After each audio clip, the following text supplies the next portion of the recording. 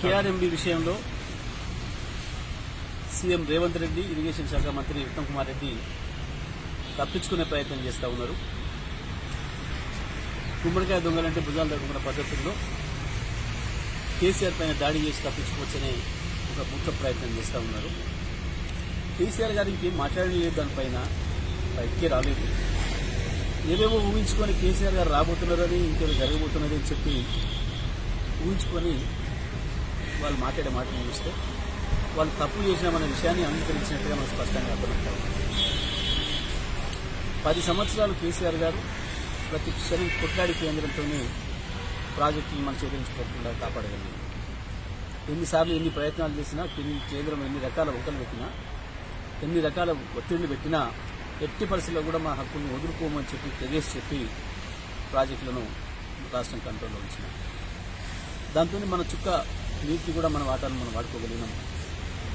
ఈ 10 సంవత్సరాల కాలంలో గతంలో ఎన్నడూ లేని విధంగా ఒకవైపు మహబూబ్నగర్ జిల్లాలో, మరొకవైపు నల్గొండ జిల్లాలో, ఖమ్మం జిల్లాలో కూడా బ్రహ్మాండంగా రైతాంగానికి నీళ్ళు అందించుకునే సకాలంలో పంటలు పెంచుకున్నాం. విద్యుత్ ఉత్పత్తి అవసరమైన విద్యుత్ ఉత్పత్తి చేసుకున్నాం. మంచిగా కూడా ఇబ్బంది లేకుండా మనం వాడుకోగలిగాం. కానీ ఇవాళ రేవంత్ రెడ్డి ప్రభుత్వం చేసిన పనితో శాశ్వతంగా మన హక్కులను వదులుకొని తెలంగాణకు తీరం ద్రోహానికి గురయ్యే ప్రమాదం వచ్చింది.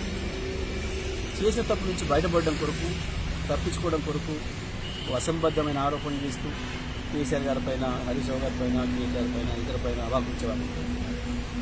ఇది కాదు, నువ్వు ఇది చేసి తప్పించుకోలేవు. ప్రజల నుంచి సమాధానం చెప్పి తీరాలి. ఎందుకు జరిగింది ఇది, ఎందుకు సమీక్ష చేయలేదు? కేంద్ర ప్రభుత్వం పెట్టిన సమావేశానికి మన అధికారులు పోతున్నప్పుడు ముఖ్యమంత్రి సమీక్ష లేదు, ఇరిగేషన్ శాఖ మంత్రి సమీక్ష లేదు. అధికారులు వెళ్ళి చాలా ఆయాచితంగా అప్పచెప్పి రావటం, ఇవాళ వచ్చిన తర్వాత తలా ఒక మాట మాట్లాడి తప్పించుకునే ప్రయత్నం లేదు. మామూలుగా జరగలేదు. రేవంత్ రెడ్డి కేంద్రంతో ఏదో లోపాయకారి ఒప్పందం చేసుకునే ఇంకెక్కడో లబ్ధి పొందడం కొరకే ఇవాళ రాష్ట్ర ప్రయోజనాలని, తెలంగాణ రైతాంగ ప్రయోజనాలని తీసుకుపోయి తాకట్టు పెట్టింది ఢిల్లీకి. ఇక దీంట్లో నుంచి తప్పించుకుందామనుకుంటే సాధ్యం కాదు. తప్పకుండా అన్ని వేదికలపైన, అది అసెంబ్లీ కావచ్చు, పార్లమెంట్ కావచ్చు, ఇక్కడ కావచ్చు, అన్ని వేదికలపైన దీన్ని ఎండగడతాం. తెలంగాణ ప్రజల తరఫున కొట్లాడతాం. తెలంగాణ ప్రజల కొరకు కొట్లాడగలిగిన నాయకుడు కేసీఆర్ మాత్రమే.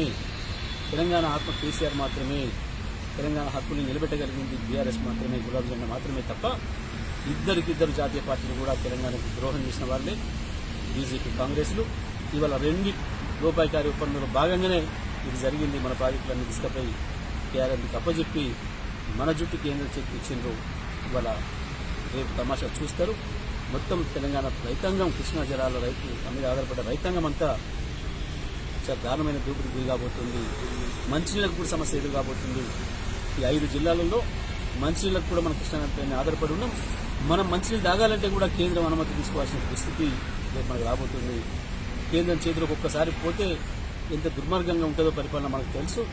రాష్ట్రం ఏర్పడ్డ నాడు ఒక్క సంతకంతో ఐపీఎస్, ఐఏఎస్ ఆఫీసర్ని ఇవ్వాల్సిన ప్రధానమంత్రి 9 నెలలు కూడా సంతకం పెట్టకుండా రాష్ట్రం పరిపాలనకు ఇబ్బంది పెట్టింది. అంతేందుకు ఇవాళ కృష్ణా జలాలను మా వాటా తేల్చండి అని చెప్పి 2 రాష్ట్రాలు కూడా అడిగి ట్రిబ్యునల్కి అప్పచెప్పండి అని అంటే 9.5 సంవత్సరాలు పడుతుంది ట్రిబ్యునల్కి అప్పచెప్పడానికి. అటువంటిది ఇవాళ ఒక్కసారి ప్రాజెక్టు వాళ్ళు చేయించిన తర్వాత మన పరిస్థితి ఏమవుతుందో ఊహించుకోవడానికి చాలా భయంకరంగా ఉంది.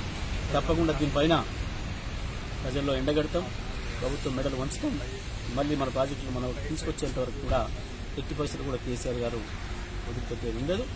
తప్పకుండా ఇంకేం మొదలే పెట్టలేదు. మాట్లాడక ముందే, కేసీఆర్ గారి నుంచి ఒక మాట రాకముందే వీళ్ళే ఊహించుకొని, వీళ్ళే మాట్లాడి, వీళ్ళే దాడి చేసి ఎదురు దాడితో తప్పించుకుందాం అనుకుంటే మాత్రం సాధ్యం కాదు.